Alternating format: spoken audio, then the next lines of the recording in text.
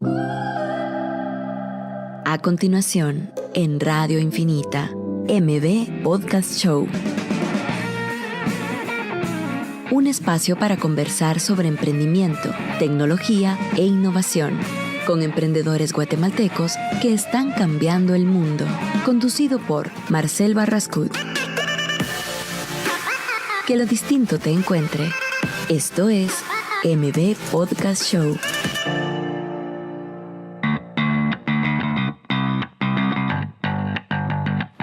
Buenos días, ya estamos en vivo en MB Podcast Show, otro programa. Ya está, ¿sabías de que es el número 24, pero Pablo? De MB Podcast Show, sí, no sabía. Llevamos 24 semanas compartiendo contenido valioso a todos los emprendedores que nos están escuchando, a la gente que quiere innovar, emprender. Y pues te quiero dar el honor a vos, pero Pablo, de presentar a nuestro invitado. Pues aquí tenemos especial a Fernando Puntaza. Él es el Managing Partner de Invariantes, del fondo Invariantes. Pues yo en el transcurso del emprendimiento creo que nos hemos topado ya bastantes veces. Creo que ha sido también un referente para tema de inversiones y para algún tema de know-how específicamente de eso. Y pues creo que nos va a poder aportar bastante con respecto a las dudas o dudas que tenga cualquier persona que esté escuchando, ¿verdad? Sí, tenemos aquí la página abierta de Invariantes Fund y vemos que tiene casi 19 empresas en las que han invertido, que es su portafolio. Imagínense 19 proyectos que obviamente pues tuvieron que haber pasado un filtro, que esa es una parte de la curiosidad que nosotros tenemos de qué tipo de filtros son los que uno pasa, pero eso lo vamos a hablar en el siguiente segmento. Y nos encantaría, Fernando, que nos contés un poquito de las luchas que son tal vez recurrentes, siendo un inversionista, siendo alguien que maneja tanta empresa, que nos podrías compartir.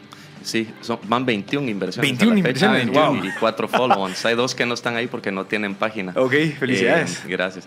Y tal, hay varias luchas, en cada etapa es distinto. Uh-huh. Por ejemplo, ahorita, tal vez mi lucha actual, ya que viste que hay 21 empresas y que aparte tenemos que llevar el día a día, comunicación con inversores, o seguir oyendo pitches, uh-huh, para seguir buscando nuevos proyectos en los cuales invertir.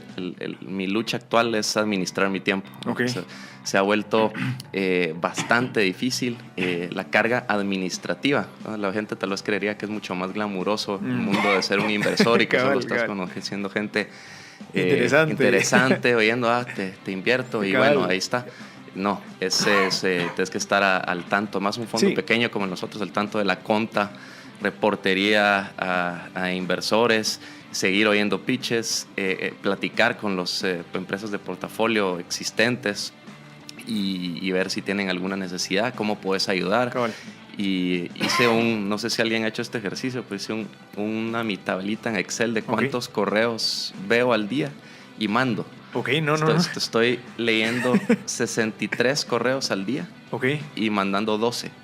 Entonces, solo eso es una carga pues en tu vida fuertísima. Y esa es mi lucha actual, optimizar toda esta carga y conseguir algo de tiempo para poder pensar, leer, etcétera. Yo creo que es algo, bueno, obviamente no en tu nivel, pero creo que es algo que pasamos muchos del día a día. Estás tan atareado que no te da tiempo de meditar, incluso de tener ese momento de introspección. Entonces creo que, bueno, vos manejas algo de meditación, ¿verdad? Vos sí tenés como que tus tiempos específicos para meditar. Y obviamente lo haces porque viste algún beneficio de haber pasado pues el día a día tanto corriendo y atrajeado con tanto trabajo que hay que hacer. Sí, yo creo que también por ahí va mi lucha, el sentido de precisamente empezar a cambiar de switch entre distintos puestos, ¿verdad? Creo que cuando uno está emprendiendo tiene como que distintas etapas, ya sea gerenciar, junta directiva o una asamblea de accionistas, en donde al final tenés que estar cambiando switch y tener la habilidad de enfocarte en cada siguiente conversación y que esa siguiente conversación estés pues sharp, digamos, ¿verdad? Para poder dar información valiosa o poder aportar de una manera correcta. Exacto. Entonces yo diría que ese cambio de switch ha sido como que el que más me ha costado recientemente y comparto también el tiempo de la administración de tiempo, en donde al final uno cae en bueno, tengo que estar en tantas reuniones, pero también tengo que tener un tiempo de trabajo de escritorio, ¿verdad? Sí. Y ese trabajo de escritorio también pues termina siendo complejo, pues, ¿verdad? Porque no solo es de sentarse, sino que es también de sentarse a pensar y desarrollar, ¿verdad? Entonces pero creo digamos, que digamos, es un denominador común de ustedes dos ahorita pues esta lucha. ¿Y qué han hecho o cómo ven que se puede solucionar?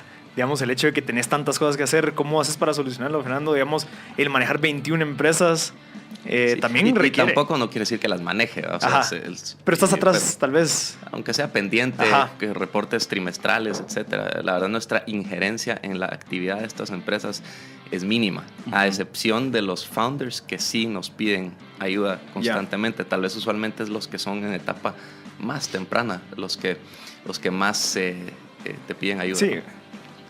Sí. ¿Cómo hacerlo? No sé, ayer estaba viendo una entrevista de hace algunos años que sale Bill Gates y Warren Buffett en el show de Charlie Rose. Y dice Bill Gates, la frase que no se me olvida, dice que busy is the new stupid.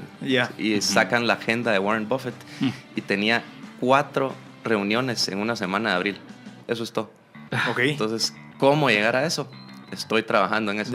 O sea, él lo que logró fue delegar muchas cosas que para que tener solo 4 sesiones que sean tal vez solo para decisivas, tal vez. O sea, hacerlo de tal manera que él solo tenga que decir sí o no en algunas cosas. O cómo crees. Y más divertido aún, la agenda la llevaba en papel. Era una libretita, literal, ¿no? Cabal. Sí, nosotros, por ejemplo, llevamos para coordinar con todos, llevamos en el Google Calendar, ¿verdad? Y ahí se puede aplicar como que qué calendarios ver. A veces uno se sorprende de ver los calendarios de las demás personas, ¿verdad? Y solo que está así lleno. En mi caso, por ejemplo, uso esta técnica de manejar bloques de cosas que tengo que hacer.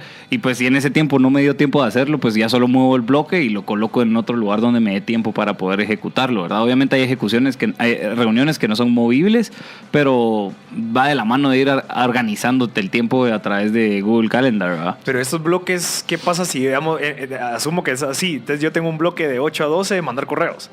Por ejemplo. Pero entonces si en dado caso lo tengo que mover, muevo los otros bloques. Entonces se hace como no, porque, una cadenita. O sea, digamos que ese no tiene una prioridad, ¿verdad? Entonces si surge algo más importante en ese bloque, pues ya solo lo cambio de lugar para poder ejecutarlo. Pero sí, es una constante, creo, lucha de administración de tiempo, creería yo.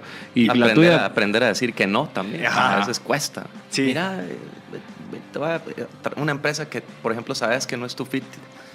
Una empresa que sabes que no es tu fit, no vas a invertir en ella, pero igual querés oírla, pues, tal vez aprender a decir que no, si cuesta. Sí. Eso sirve, eso lo hablaba Matías de Tesanos en el podcast que escuchamos, y decía que cabal, el decir que no, creo que es una habilidad que no todos tienen y que eso se tiene que ir formando para cabal evitar esto de que, bueno, como es mi cuate, me va a presentar algo y voy a ir, pero al final perdés 2 horas que pudiese ser aplicado para hacer algo más o haber sido más eficiente, y al final, como le dijiste que citas, después te presenta alguien y entonces como que se crea una cadenita que tal vez después te puede ser no tan rentable en ese caso. Sí, se generan next steps, inclusive esa reunión que ya querías decir que no, ¿verdad? Cabal. Yo quisiera agregar algo de las luchas. Yo creo que hoy me di cuenta de una cosa muy interesante y Fernando, me encantaría que me dijeras qué piensas de esto, pero el de verdad crear relaciones al momento de que buscas un cliente, no ir a buscar una transacción, sino que realmente crear una relación.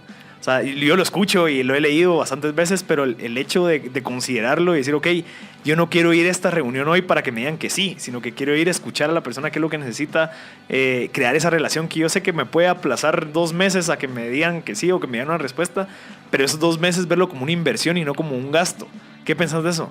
Sí, es parte de la mentalidad que tienen en Silicon Valley, que es pegajosa. Cada vez que estás por allá, ves que la gente está haciendo favores, usualmente sin esperar nada a cambio.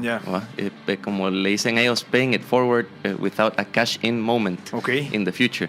Y también que cuando aportas valor, sea de verdad valor. De esa manera estás creando relaciones a las que estás de verdad agregando algo, no solo estando ahí como un psicólogo escuchando lo que te dice, sino de verdad aportando valor y de nuevo, sin esperar nada a cambio en el futuro. Empezamos a hacer eso tal vez desde el primer año, poquito adelantado el primer año que empezamos con el fondo, y vas viendo cómo todos esos contactos iniciales de alguna u otra manera van regresando. Son como siembras, que vas haciendo, sembrando y sabes de que no vas a poder sacar ahorita los frutos, pero en un año tal vez sí. Sí, y es muy distinto a otras mentalidades, otro tipo de negocios donde a veces son muy cerrados, como este es mi deal. Tal vez en finanzas más tradicionales, habiendo también tenido ese contacto, un banco te dice, este es mi deal, no te dejo entrar al menos de que tengas tanto, ni siquiera te abro la puerta. Acá es lo opuesto, que tal vez siendo un ecosistema tan pequeño, inclusive en California, y no sabiendo quién es el próximo joven en shorts y t-shirt que la va a sacar del parque, mantiene a todos honestos.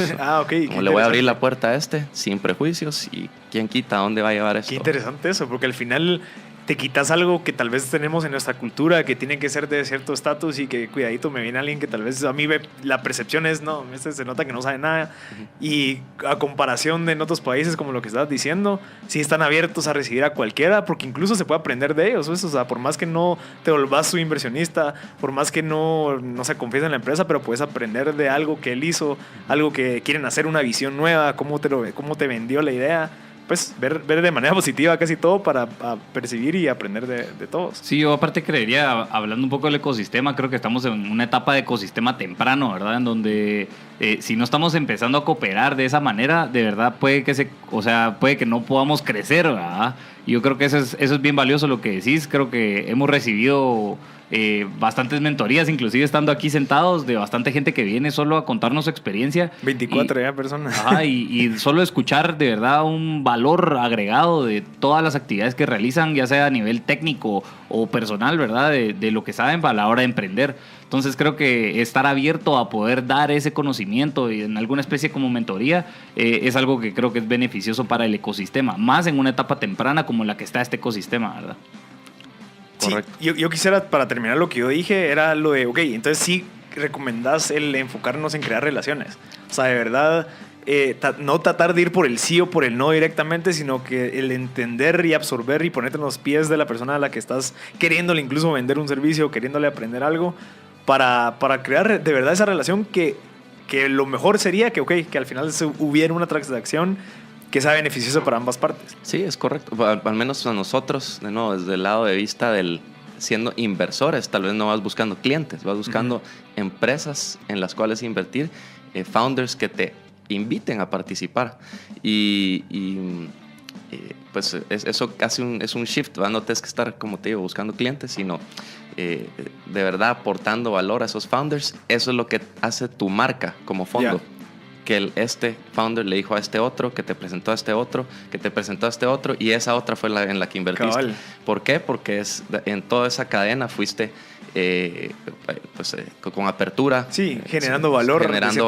Presionando conexiones, dando uno otro consejo. Inclusive en etapa temprana, empresas de etapa súper temprana, funcionas más como de psicólogo. Sí, que de otra cosa. Entonces, eso es nuestro pan de cada día, y es lo que hace nuestra marca y es lo que nos ha permitido invertir en varias empresas. Sí, y yo creo que es algo que va en contra de mucha gente que dice que anda a hacer networking y que vas a cambiar tarjetitas. Eso nunca funciona. Que no, es algo que yo no comparto, que sí, que anda a los eventos de emprendimiento y que a todos les pedís su tarjetita y les ofreces lo que andes, y al final yo no veo que el networking tenga que ser así, de que tenés que dejarle tu papelito y que si no. Sí, al final es conocerlos, escucharlos. Puede ser que hayan 100 personas y que te quedes hablando con 2, pero que hayas creado una relación de verdad con esas 2 personas. Algo natural, genuino y útil. Exacto. ¿Qué pensás vos, pero Pablo, de eso?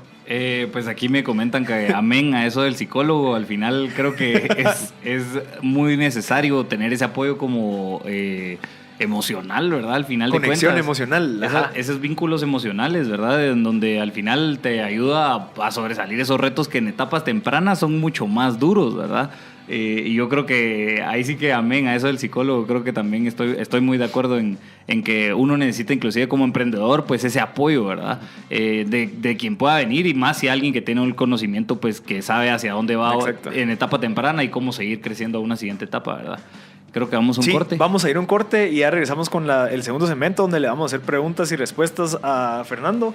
Le recordamos que nos pueden escribir al WhatsApp al 5741-1290 si tienen alguna pregunta. Sí queremos enfocar estas preguntas a que sean relacionadas con inversiones y emprendimiento.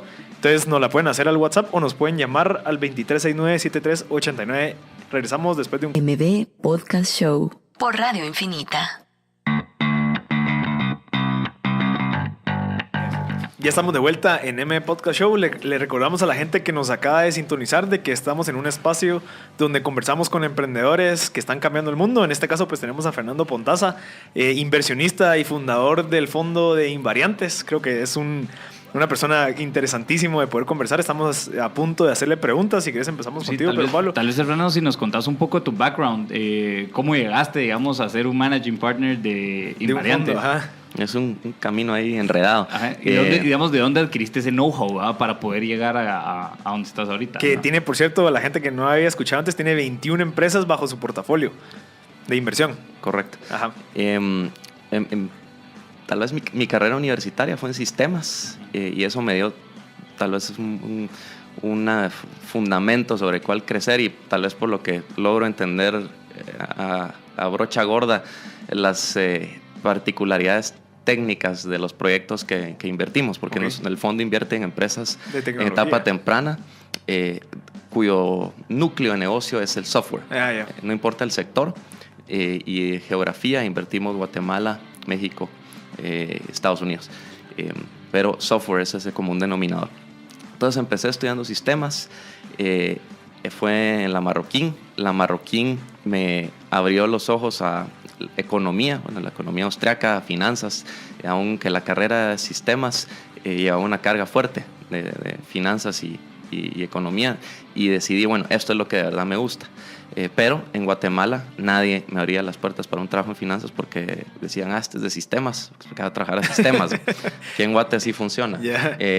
Entonces dije, tengo que sacar una maestría en finanzas para que alguien me abra las puertas para trabajar en finanzas. Hice eso en la Universidad Autónoma de Madrid, lo que fue una experiencia genial porque me abrió los ojos a vivir en otra cultura, otra manera de ver las cosas, hasta de vestirse en España, y me dio el chance también de trabajar un año en el BBVA, un banco que es uno de los más reconocidos. Sí, el segundo banco más grande de España, y presencia en Latinoamérica y varios países, y eso ya me permitió regresar y trabajar en un banco en Guatemala, pero la monotonía de ese trabajo tampoco me gustó. Estuve ahí 3 años y pues un trabajo bastante burocrático, pero el azar, que cuando vine de mi maestría dejé mi currículum en una de esas agencias que te buscan trabajo. 3 años después me llamaron a decirme que había una empresa que administraba portafolios de inversión, que si quería una entrevista. Claro, fuimos, conocí al dueño de la empresa, hicimos clic instantáneo y estaba trabajando ahí 2 semanas después. Y al administrar portafolios de inversión tradicionales, activos como acciones, bonos, etcétera, fondos de inversión, me fue dando ese criterio y esa experiencia de manejar un portafolio, cómo identificar si hay valor en este u otro activo. Y ese background fue el que nos llevó a este punto actual, que es el fondo de Venture Capital. Y estos fondos tradicionales que estás manejando, estamos hablando de algo que no tiene nada que ver con software, estamos hablando de algo más... low risk. De menos riesgo. Sí, o sea, no sé si hay algo en el mundo de inversiones que sea más riesgoso que invertir, tal vez derivados, que invertir que en startups, pero sí, son activos más tradicionales, ¿no? Cuando comúnmente escuchas la bolsa, pues acciones, bonos, que es deuda, renta fija, y fondos que invierten también activos alternativos, pero sí, son más tradicionales y con menos volatilidad que una inversión en un startup cuyo chance de éxito es bajo y es un camino largo. Mira, ¿y cuál fue tu primera inversión aquí en Guatemala? ¿O cuál fue tu primer éxito? Bueno, no éxito, pero tal vez tu primera inversión que hicieron, ya sea que haya tenido éxito o no, ¿y por qué escogieron esa empresa? Nuestra primera inversión del fondo de Venture Capital fue en una empresa que está tratando de... es una analogía que no le hace justicia, pero está tratando de ser el Expedia de la industria de freight forwarding. Que es esa industria de carga de freight forwarding, es bastante opaca, no tiene mucha claridad. Querés traer un cargamento de China a América y no siempre te ponen el mismo freight forwarder, no sabes quién es, no sabes si vas a volver a trabajar con él, entonces te quiere montar una plataforma donde puedas saber visibilidad. Estos ratings tiene de los clientes, este va a ser el fee que te va a cobrar. Y ahí va el barquito. Y ahí va el barquito. Es una empresa que el founder, en su momento, cuando invertimos, tenía 19 años, si no estoy mal. Y llegó a nosotros a través de unos grandes compañeros de un fondo que se llama 1517. Es un fondo en San Francisco que viene del Thiel Fellowship. No sé si conocen a Peter Thiel, fundador de PayPal, primer inversor extranjero. El Thiel Fellowship es el que promueve que los estudiantes, los jóvenes no se metan a la universidad. Exactamente. Están totalmente en contra del sistema educativo actual y ellos montaron este fellowship 4 años después de tener este fellowship en marcha. Se dieron cuenta de que tenían 80 de estas personas y 36 habían fundado empresas sin que fuera un requisito. Podrías ir a hacer research o lo que sea. La cosa es que no fueras a la universidad por 2 años y a cambio de eso te dan un grant, un regalo de $100,000. Entonces dijeron... ¿Quién no quisiera ese regalito? Sí. Ahora, para llegar a ser uno de esos 20 tampoco es fácil. Para ese 4º año ya estaban recibiendo creo que 5,000 aplicaciones al año. Y de ahí han salido cosas extraordinarias como... ¿qué te puedo decir? Los fundadores de Stripe, billones de dólares. Vitalik Buterin, fundador de Ethereum, la criptomoneda. ¿Salió también de ahí? Sí. Bueno, pasó por el fellowship.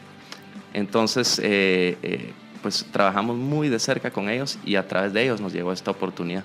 ¿Y por qué ellos no se quedaron con esa oportunidad? Sí, ellos ellos también invirtieron, pero nos invitaron ya entendí. a coinvertir con ellos. O sea, perdón, yo no entiendo mucho estos temas de inversión, pero entonces si en dado caso ellos me están pidiendo 100 y yo solo tengo capacidad para 30, yo puedo pedir a más gente que acumule los 100 conmigo, pero ¿es gente que yo confío o cómo funciona? Puedes hacerlo de esa manera, hacer un vehículo tú e invitar a la gente de tu red a que te acompañe en esta inversión, o simplemente puedes agarrar al founder y le decís, mira, aquí está esta otra persona que te puede agregar valor, andale a platicar y tal vez invierte y te ayuda a llenar tu ronda de inversión. Y digamos también para que tal vez a la gente que vos confías le ofreces la oportunidad para que no se meta otra persona que tal vez no confías tanto y que estén dividiéndose pues los porcentajes. ¿Sería algo así también? No, repetime la digamos, pregunta. Si en dado caso vos sabes de que hay un emprendedor que está pidiendo $100,000, digamos, en este caso, y vos solo tenés 50, y vos quisieras como que agarrar los 100 porque están ofreciendo cierta cantidad de acciones, pero quisieras con gente que confías y que no se meta otra persona que no conoces para que aporte los otros 50 que te hacen falta. ¿Sería como una estrategia o...? Es más una opción que puedes, un camino que puedes seguir que una estrategia. Al final el founder, él está levantando capital con la gente que conoce y que cree que le puede aportar dinero. Usualmente no debería ser solo dinero, sino debería ser algo que Smart money. Algo que le trae valor. En nuestro caso, por ejemplo, un punto que tenemos muy a nuestro favor es nuestra geografía. Estamos en Guatemala, en Latinoamérica. No hay otro fondo en Guate que esté acá y nos da ese valor agregado. Muchas empresas, su proceso es crecer en Estados Unidos. En algún momento van a crecer en otras geografías. Estamos a 2 países. Puede ser un buen paso a dar, tener un inversor de otra geografía. Esa era una de las preguntas precisamente que surgen, ¿verdad? De cómo siendo un VC... pues no pasan a ser, digamos, una aceleradora, digamos, como en Centroamérica, va más operando acá, que es algo de lo que les ha pasado a algunos de la región, ¿verdad? En el caso, si no estoy mal, de Carao Ventures en Costa Rica, ellos tienen un plan en donde sí van de alguna manera acelerando a las empresas en las que están invirtiendo. Entonces, ¿con qué retos se han topado, ya sea en la región? Porque precisamente la región es difícil para invertir, ¿verdad? Como creo que sabemos, ¿verdad? Y tal vez me corregís, ¿verdad? Pero el capital viene de Estados Unidos, México y se salta a Colombia, ¿verdad? O sea, como que hay un eslabón perdido, ya sea de información y de capital para poder invertir, ¿verdad?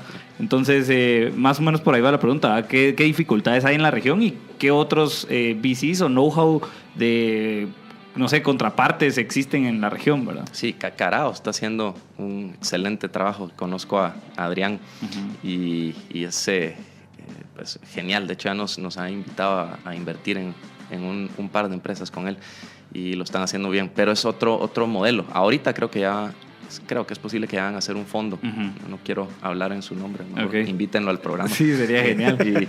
Pero para nosotros esa es la meta. O sea, se empieza por algún lado y en nuestro caso fue un pequeño fondo acá en Guate y eso pues ya, aunque sea, está dejando una base de inversores que está teniendo su primer contacto con Venture Capital.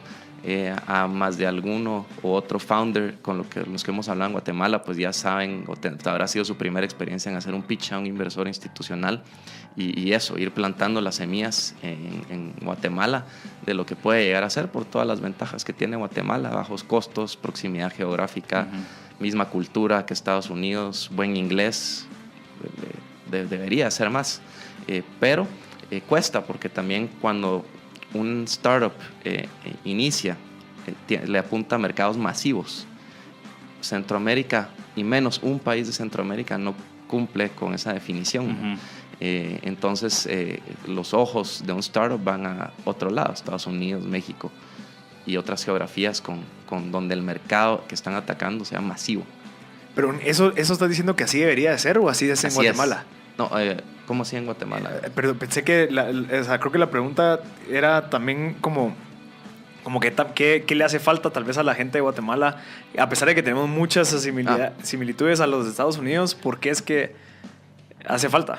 Por ejemplo, a lo que estaba haciendo referencia es que se los saltan a veces por su tamaño. Ok. Es un mercado pequeño. Ya te entendí. Entonces, founders o empresas que quieran desarrollar su proyecto en una u otra geografía van a optar por una más grande. Sí, como México. México, Brasil son los dos países que más inversión tienen en Venture Capital en Latinoamérica. Claro. Sí, es decir, cuando sale una nueva startup y quiere empezar a calcular el tamaño de su mercado y dicen que su tamaño de mercado es 1 millón de personas, realmente no es 1 millón de personas, pues la capacidad de personas a consumir ese servicio o producto, ¿verdad?, que ofrece este startup, por lo general terminan siendo 100,000, sí, ¿no? Y eso es demasiado, ¿verdad? Sí. Más en etapa temprana, pues, pero el objetivo es llegar a masificar a ese tipo de números, ¿verdad? Pero también parte de eso es el tiempo en que se va a llevar, porque yo podría empezar con 100,000 en 3 años, pero también podría saltar a 1 millón ya después, cuando ya haya validado aquí mi país, mejorado todo, pasarme a México, digamos. Porque también, o sea, es el tiempo el que se va a llevar en llegar a ese número. Eso es estrategia de crecimiento, pues. ¿No? Sí, pero digamos, ponerte en los zapatos de un founder. Vas a hacerle un pitch a un fondo y decís, estoy haciendo mi piloto aquí en México, por ponerle el nombre, y estamos empezando con un X% de este mercado que es de tantos millones. Versus decir, soy un founder y estoy en Guatemala y estoy empezando con este mercado que son pequeño y quiero agarrar un pedacito. Vende más, inclusive te facilita tu camino a levantar capital que estés en una geografía más grande. Otra cosa que falta acá es dinero. No hay gente invirtiendo en empresas de Venture Capital. Yo salgo a una cena o una fiesta y lo único que oís de la gente que está ahí es, vos, hay que comprar apartamentos en la zona 10. Construir.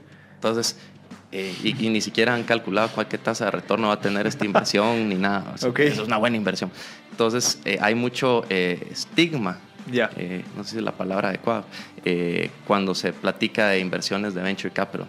No mucha gente lo está haciendo. Los grupos grandes apenas están empezando a hacer un poquito. Cuando haya más dinero, el dinero va a estar ahí, va a traer founders y va a ir creciendo el ecosistema. Parte. Vamos a un corte y seguimos platicando después, que creo que está interesante ahorita. Gracias. Esto es MB Podcast Show con Marcel Barrascut.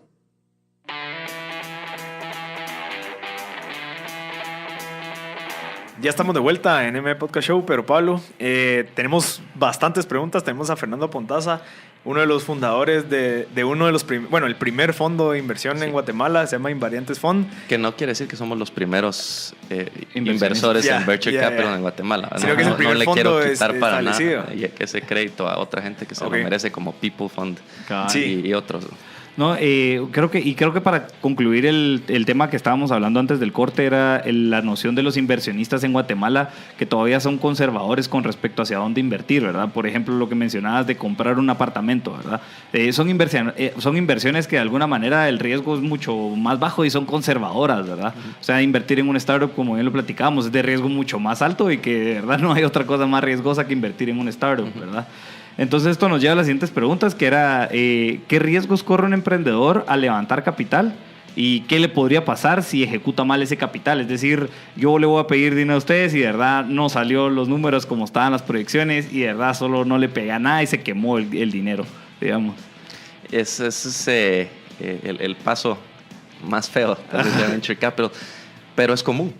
De hecho, es lo más común. Okay. Entonces, no por decirle a los founders, miren, ni se preocupen porque es normal. O sea, claro que hay que apuntarle a que eso no suceda, pero por ejemplo, para ponerlo en números, CV Insights hizo un estudio y hizo tracking casi de 1,200 empresas por 10 años. Y las que llegaron a ser unicorns, con valuación de más de $1 billón. ¿Qué dirías? Tirarle un número. De 1,200 empresas, ¿cuántas llegaron a ser unicorns? Una. Tal vez el 10%, 2%. Por ahí, 12 empresas. Entonces, imagínate, 67% de esas, si no estoy mal, fueron empresas zombies, o son zombies. ¿Qué quiere decir? Quiere decir que es un negocio que ni siquiera le fue mal.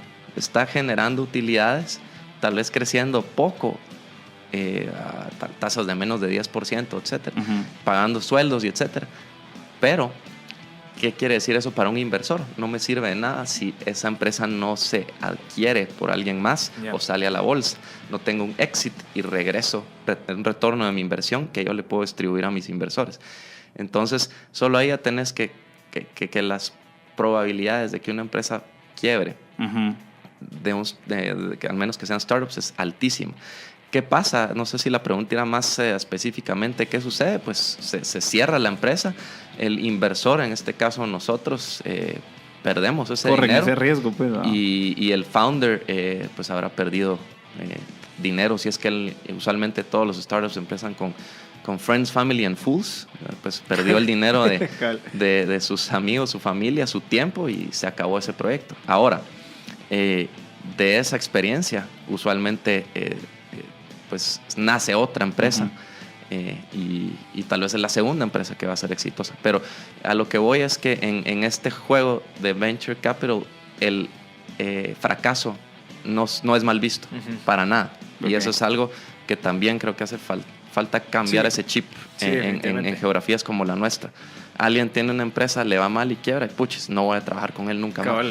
No es así, pues es la naturaleza de crear valor de cero, es que las probabilidades de lograrlo son bajas. Y si fracasas, pues aprendiste, exacto. Mira, yo tengo una pregunta. Me gustaría saber si en dado caso has tenido una experiencia similar a tener una opción donde el fundador o el proyecto al que te está pidiendo inversión tiene un enfoque social, digamos que puedes cambiar de cierta manera el mundo, pero tal vez no es tan rentable y no te va a devolver el dinero como tal vez ustedes tienen en sus políticas, digamos. Sí.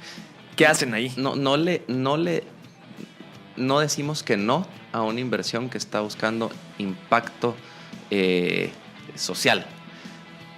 Pero para nosotros, de nuevo, porque tenemos una responsabilidad fiduciaria, bueno, al menos así se dice en inglés, fiduciary responsibility, con nuestros inversores tenemos que buscar un retorno alto. Entonces, si están sacrificando un retorno monetario por buscar un retorno social, no lo podemos considerar para nuestro fondo.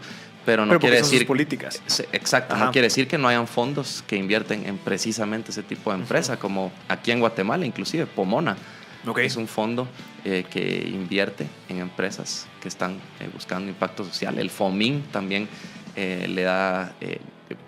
invierte en empresas con este fin y hay bastantes puertas que tocar en Guatemala para empresas que están buscando impacto. Ahora, Fernando, y creo que esto también es importante para que lo escuchen los emprendedores, es ¿cuánto tiempo toma una transacción de capital? Es decir, ¿cuánto tiempo lleva esa negociación, verdad? ¿Y qué cosas contempla?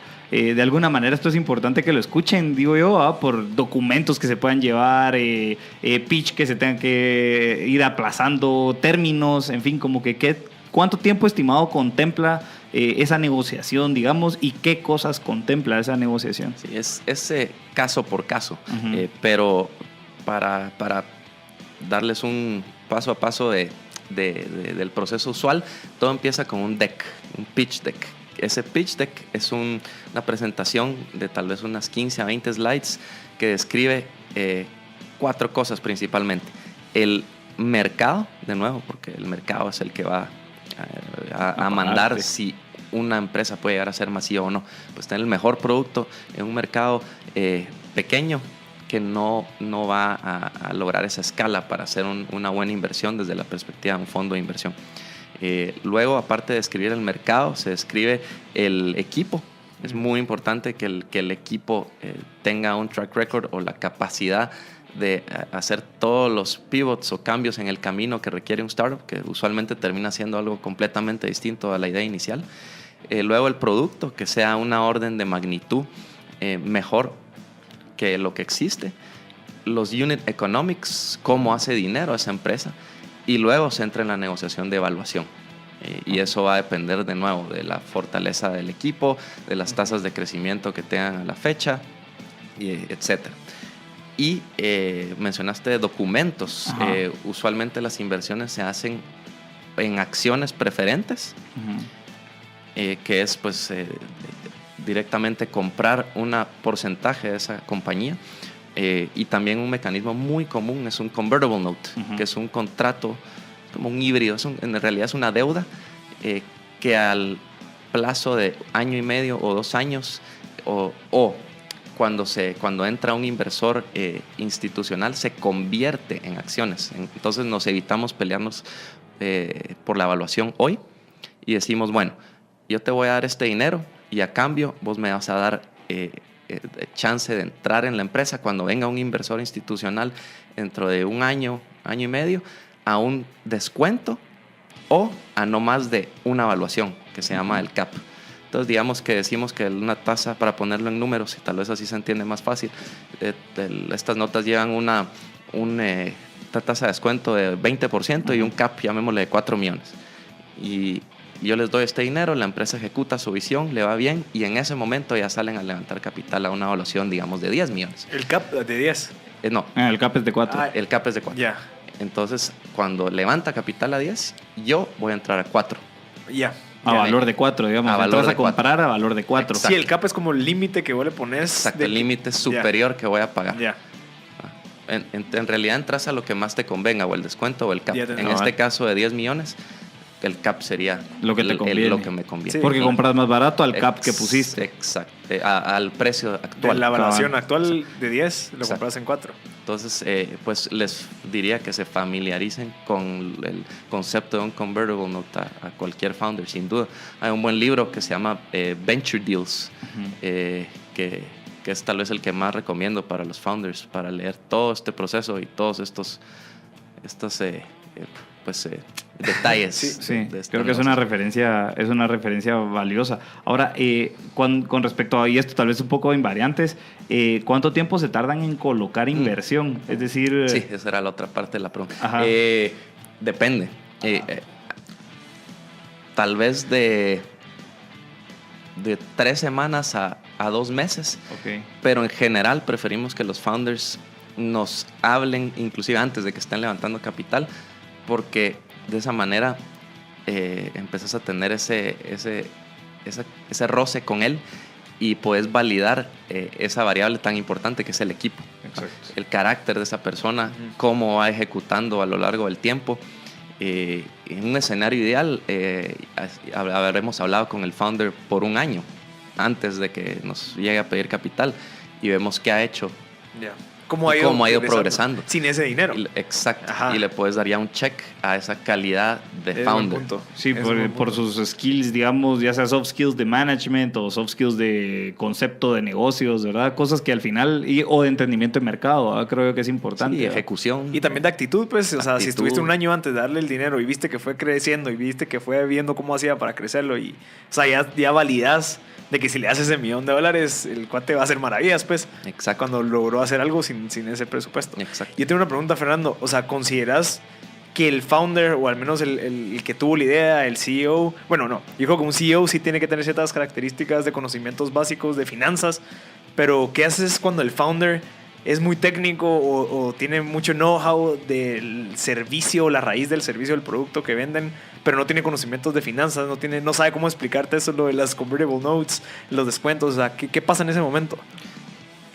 Pues la pregunta ahí sería, a la hora de hacer el pitch, ¿cómo me va a explicar los unit economics? Y si no puede, no Okay. O sea, está perdiendo ahí. ¿Necesita alguien o un socio? Un socio o un asesor. Okay. También, las empresas usualmente tienen advisors o un CFO, no sé, ahí están ustedes con Concord dándose servicio de CFO as a Service para llenar ese vacío. Pero algo tiene que hacer, porque sin una visión clara, al final en una etapa tan temprana del Excel solo son números. Sí, pueden hacer pero lo que quieran. Al menos te deja claro que el founder ya caminó ese laberinto mental. Sí. De en este año voy a vender tanto y me va a costar tanto y voy a producir tanto, y etcétera.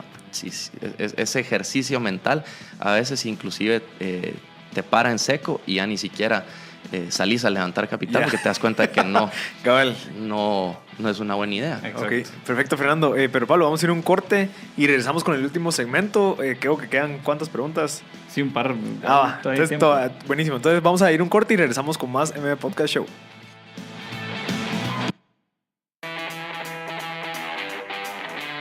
Perfecto, ya estamos de regreso en MM Podcast Show, pero Pablo, yo tengo una pregunta, Fernando, que me gustaría, pues, es algo más de entender el por qué es que en Guatemala tal vez no hay tantos startups que han logrado sobresalir. ¿Crees que les hace falta conocimientos técnicos? ¿Crees que hace falta una visión un poquito más ambiciosa? ¿Qué crees que es lo que sucede? ¿Por qué no tenemos un Silicon Valley aquí? Es difícil esa respuesta, pero en realidad es que no hay un Silicon Valley en ningún otro lado del mundo. Okay, sí. Algo sucedió ahí especial desde los 60, 70 y se creó un ecosistema y luego tenés ese valor que te da la proximidad. Uh-huh. O sea, fue creciendo, fueron habiendo casos de éxito y allá vas a un café y si te pones a oír con atención hasta te puedes parar metiendo en una reunión ahí y te hacen un pitch. Ajá. Pero creo yo que uno de los componentes principales que falta de nuevo es bueno, para Guatemala sin duda un marco legal distinto, o sea, respeto a derecho de propiedad intelectual, saber que estás ejecutando un contrato y que por ejemplo una nota convertible y eso es una hoja de papel en Estados Unidos, pues son 2, 3 hojas que firmas con toda la confianza del mundo y sabes que se va a respetar.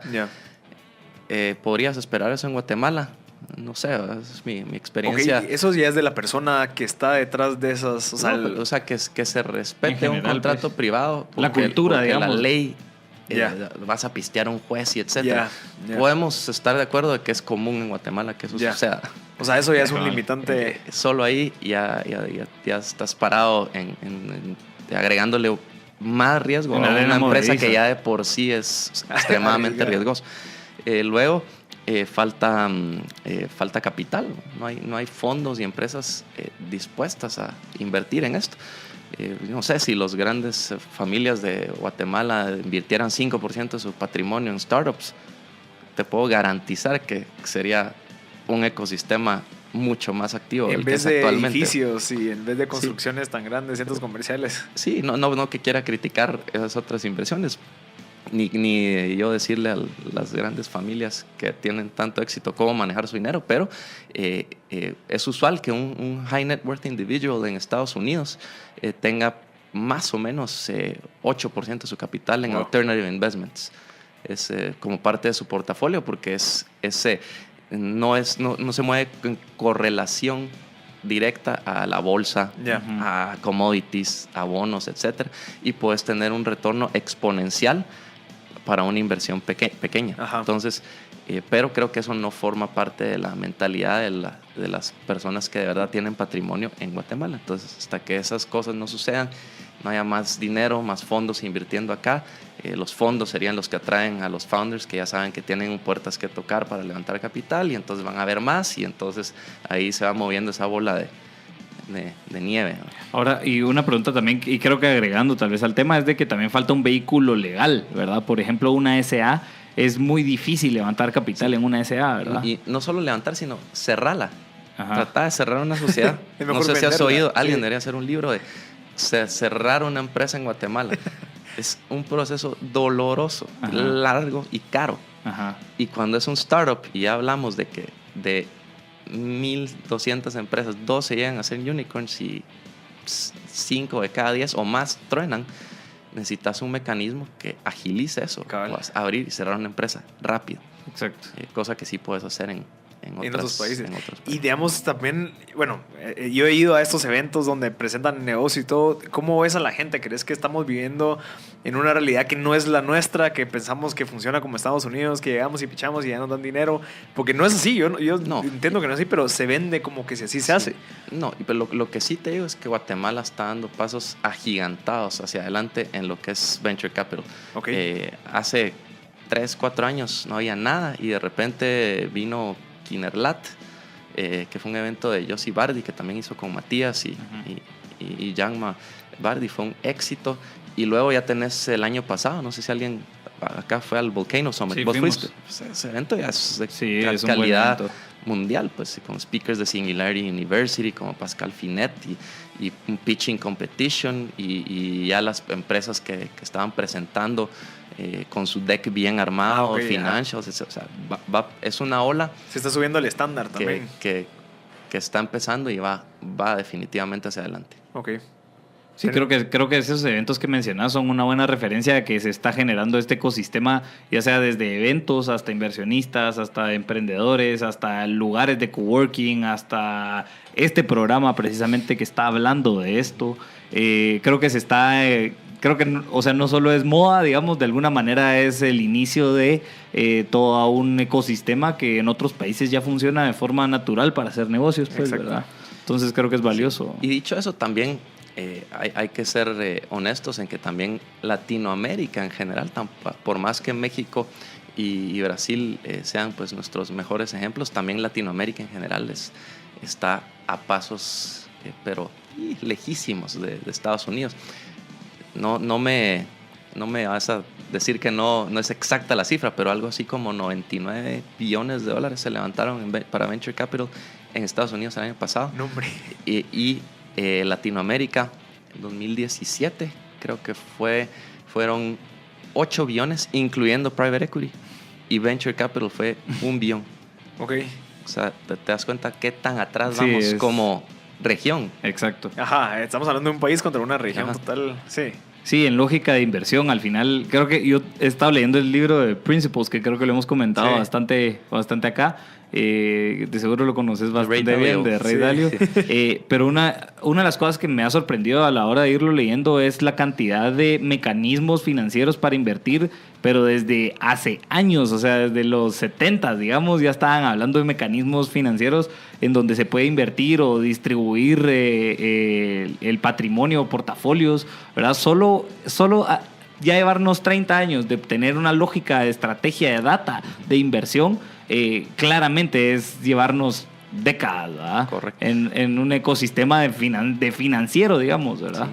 Dicho eso, pues ya el hecho de que estén pasando eventos acá y si la tendencia es a la movilización y acceso, como conectividad cada vez más rápida, más fácil, pues no es alocado pensar de que se van a ir moviendo pues la situación en San Francisco ahorita, por ejemplo, no sé si han estado al tanto, pero tampoco es mucho uso de drogas, encontrarse heces humanas en la calle, los precios es la ciudad más cara de Estados Unidos. No es descabellado pensar de que gente podría venirse allá para acá si es que se les dan las facilidades. Exacto. Y estén trabajando a distancia, y que esa sea la tendencia, y que Latinoamérica pues ocupe su lugar de esa manera, aunque sea en esta industria. Mira, Fernando, ¿tenés algún tip para manejar el riesgo? O sea, teniendo 21 empresas, ¿cómo manejas el riesgo, ya sea en tu mente, o cómo vendes cómo trasladas, no sé, lo que puede pasar, pero lo vendes de una manera a tus inversionistas? Honestidad desde el momento en que presentas la idea a quienes van a ser tus compañeros de viaje en este camino, porque desde el inicio se les platica de las probabilidades de éxito, etcétera, de las expectativas de retorno que pueden llegar a tener. Por ejemplo, ¿cuál creerías que es la tasa de retorno que te dan el mejor 5% de fondos de Venture Capital del mundo? No sé, me ubico el de Bridgewater, que dio 14, suponete, ¿verdad? Pero no es de VC, ¿verdad? La gente usualmente cree que va a ser mucho más, ¿no? Pero no, la realidad es que el 5% top, para hacer un top quartile fund, tenés que darle a tus inversores 3 veces su capital en un plazo de 7 a 10 años, que es una tasa de retorno tal vez como 20-25%. Anualizado. O sea, 3 veces tu capital en ese. Y por el tiempo, pues la tasa de retorno es alrededor de 20 y pico %. Entonces, todo eso. Y que quede claro que ese es el mejor, la mejor expectativa. Y pues los inversores luego pues ya depositan su confianza en vos y que vayas a lograr ser uno de esos. Perfecto. Yo creo que para ir terminando, Fernando, ¿dónde, si en dado caso hay una persona que nos está escuchando que tiene alguna idea o ya tiene su pitch deck bien armado, cómo pueden contactar al fondo? Lo más fácil ahorita, para no hacernos bolas, ahí en la misma página hay un contact form, y ahí nos pueden escribir, y esos correos los vemos nosotros. Perfecto. Perfecto. Pero sí tiene que cumplir con o sea, las 4 cosas que dijiste, que debería tener bien definido su mercado, para filtrar el equipo, de una vez, pues, ¿verdad? El producto y los unit economics. Correcto. Y otra cosa que es una de las enseñanzas que vienen de 15-17, Mike Gibson y Daniel Strackman son los fundadores de ese fondo. Excelentes personas. Pero, por ejemplo, ya levantaste el teléfono y le hablaste a un cliente, aunque sea. Que mucha gente a veces vive en una ilusión de que esto es lo que puedo llegar a tener. Y bueno, de verdad a alguien le interesa. Ya levantaste ese teléfono, hiciste una llamada. Un cliente habla mucho más que cualquier hoja de Excel. Y etcétera. Entonces, pues eso, un pitch deck con lo que acabas de decir: mercado, producto, equipo, unit economics. Tenés bien pensado qué evaluación va a ser.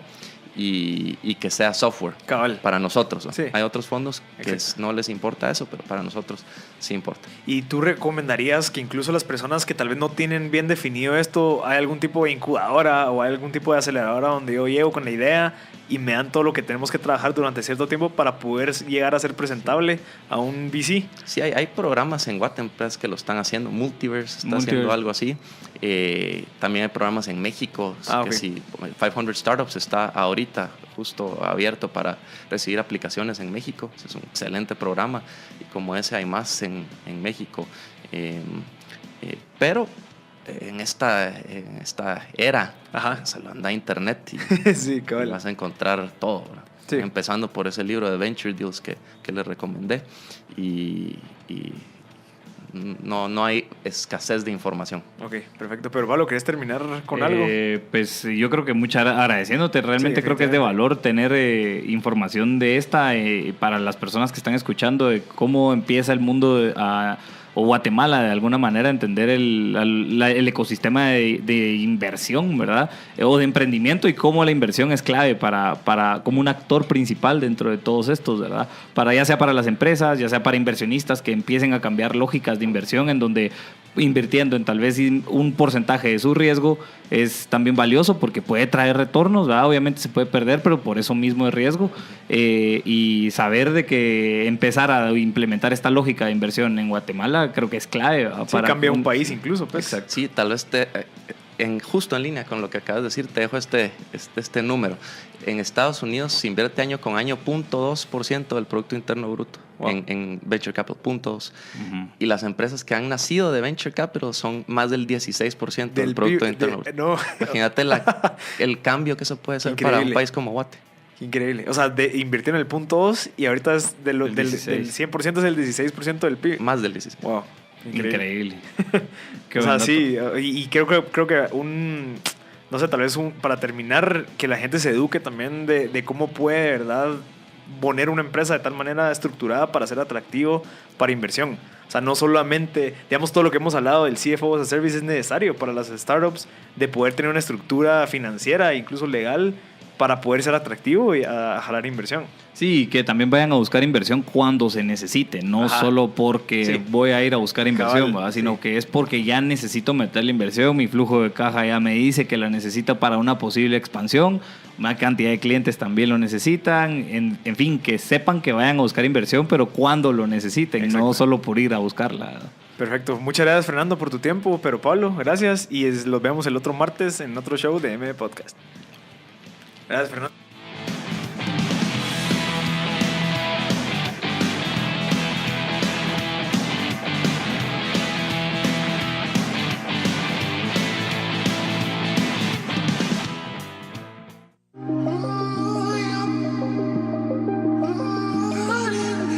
Como la vista es al cuerpo, la razón es